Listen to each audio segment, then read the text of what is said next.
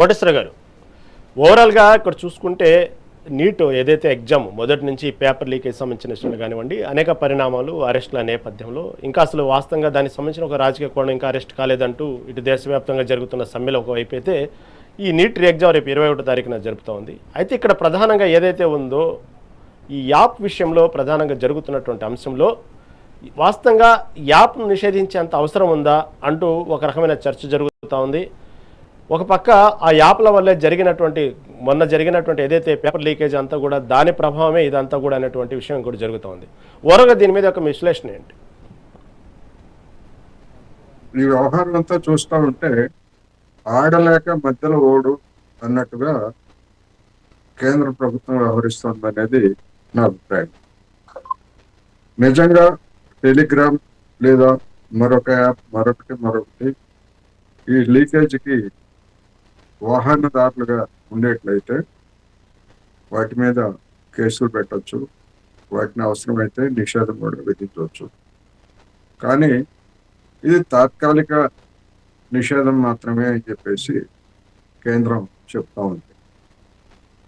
ఇక్కడ సమస్య ఏంటంటే ఒక నీట్ దేశంలో జరిగేటువంటి పరీక్షలు ఒక నీట్ ఒకటే కాదు, అనేక రాష్ట్రాల్లో కాంపిటేటివ్ ఎగ్జామ్స్ ఉద్యోగాలకు కావచ్చు లేదా విద్యార్థులకు కావచ్చు జరుగుతున్నాయి. మరి ఇదే టెలిగ్రామ్ యాప్ తర్వాత అనుమతిస్తే అప్పుడు ఆ యాప్ తన యొక్క వ్యవస్థను దుర్వినియోగం చేసి లీకేజీలకు పాల్పడితే అప్పుడు ప్రభుత్వం ఏం చేస్తుంది అనేటువంటి ప్రధానమైనటువంటి సమస్య. అందుకని దేశవ్యాప్తంగా ఈ లీకేజ్ మీద వచ్చినటువంటి వ్యతిరేకతను తట్టుకోవడానికి ఈ విధంగా చేసినట్టు కనిపిస్తూ ఉంది. నిజంగా ఆ యాప్ కనుక అటువంటి దుర్వినియోగానికి పాల్పడితే మరి ఆ యాప్ మీద ఏమన్నా కేసులు దాఖలు చేశారా?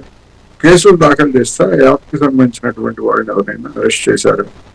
ఏమి చర్యలు తీసుకున్నారు? దేశ భద్రత లేకపోతే విద్యార్థుల భద్రత ఈ పేరుతోటి మేము నిషేధం విధించాము లేదా ఆంక్షలు పెట్టామంటే ఏ కోర్టు అయినా సమర్థిస్తుంది. దానికేమి అందరికీ తెలిసినటువంటిదే. గతంలో కూడా సుప్రీంకోర్టు ఇట్లాంటి కేసుల్లోనే ప్రభుత్వ వాదనను సమర్థించింది. ఇప్పుడు కూడా ఇదేమి అనూహ్యమైనటువంటి ఢిల్లీ కోర్టు నిర్ణయం అనూహ్యమైనది కాదు. అదేవిధంగా ఒక టెలిగ్రామ్ యాప్ కోటేశ్వర గారు మొదట ఈ యాప్ విషయంలో కోర్టు టెలిగ్రామ్ యాప్ వాళ్ళకి అనుకూలంగా మాట్లాడినట్టు కొంచెం వార్తలు వచ్చినాయి మొదట్లో. తర్వాత ఉన్నట్టుండి ఒకసారిగా మళ్ళీ ఎందుకు నిలిపివేశారు? దీనికి అసలు సమాధానం చెప్పాలంటూ ప్రభుత్వాన్ని నిలదీసినటువంటి కోర్టు మళ్ళీ ఒక్కసారిగా ఎందుకు అవును మీరు చెప్పిన కారణాలన్నీ చాలా పర్ఫెక్ట్గా ఉన్నాయి అని చెప్తే ఎందుకు నిలిపివేశారు? ఎక్కడ జరిగింది అసలు? మొదట చెప్పిన కారణాలు కనుక కోర్టు వింటే చాలా అనుకూలంగా మాట్లాడినాయి అనమాట టెలిగ్రామ్ యాప్కి. కోటేశ్వర గారు, ఇప్పుడు టెలిగ్రామ్ ఏం చెప్పింది లేకపోతే అవి ఏం చెప్తుంది అనేటువంటిది కాదు. ఇవాళ వాట్సాప్ ఉంది, లేకపోతే ఫేస్బుక్, ఇతర ఇన్స్టాగ్రామ్ ఇట్లాంటివన్నీ కూడా ఉన్నాయి సామాజిక మాధ్యమాల్లో భాగంగానే. మరి వాట్సాప్ లో ఏ విధమైనటువంటి విద్వేషపూరితమైనటువంటి ప్రచారం జరుగుతూ ఉందో పరిగెట్టుకుని కొంతమంది ఎలాంటి విద్వేషాన్ని రెచ్చగొడుతున్నారో వాటికి వాట్సాప్ ఏ విధంగా నిలయంగా మారిందో మరి కేంద్ర ప్రభుత్వానికి తెలుసు. మరి ఎందుకని వాట్సాప్ మీద చర్యలు తీసుకోలేదు అనేటువంటి ప్రశ్న.